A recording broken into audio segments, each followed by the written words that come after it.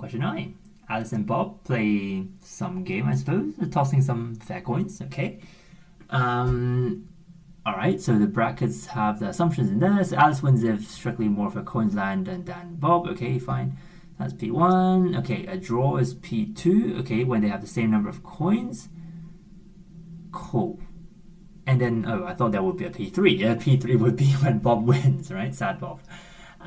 Okay, and the key observation, I think, is that there's no sort of bias in the game, right? It's quite a symmetrical game. As in Alice and Bob, they should have the same chances of winning. Yeah.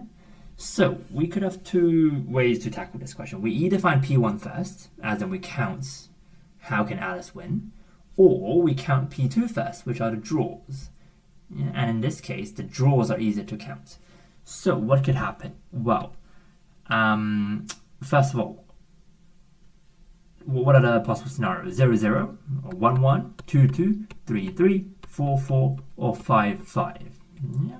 So 0, 0 would be 1 over 2 to the 5 times 1 over 2 to the 5. Yeah? This one is Alice, this one is Bob. No surprises. Okay, how about 1? Well, 1 would be, now plus, 1 would be 5 choose 1 over 2 to the 5 times 5 choose 1 over 2 to the 5, right? Because you could get the head on the first one, second one, third one, fourth one, or the fifth one. You have 5 ways to get ahead, which is 5C1. Okay, same logic for the rest, plus 5C2 times 5C2 over 2 to the 5, 2 to the 5, can't write. And so on, so on. And so on, so on. Okay, so let's just write down all the numbers. So they have a common denominator, which is 2 to the 5 times 2 to the 5, which is 2 to the 10, which is 1024 maybe? Not sure about that, should be. And then the top is 1 plus 5 times 5, 25, plus 10 times 10, 100, plus 5 choose 300. Now the Pascal triangle is symmetrical, yeah? So I'm just going to write the rest. So what's that? 252, yes. Hopefully my math is good. And this is something over 512.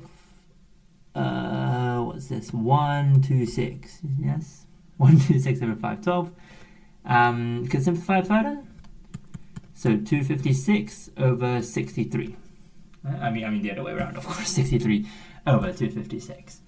Okay, so that's P2, right? Technically, we have the correct answer already, right? But let's just go through why is P1 that? How do I find P1? Well, I know that P1 is the same as P3. Well, the so-called P3 that I said. You know, when Bob wins is P3. So 1 minus this probability, right, divided by 2 should be the chance of Alice winning, right? Because it's a symmetrical game. There's no bias. Okay, and hopefully this would give me 193 over 512. I'm just going to trust it. Okay, so doing P2 first is a good trick to the problem. All right.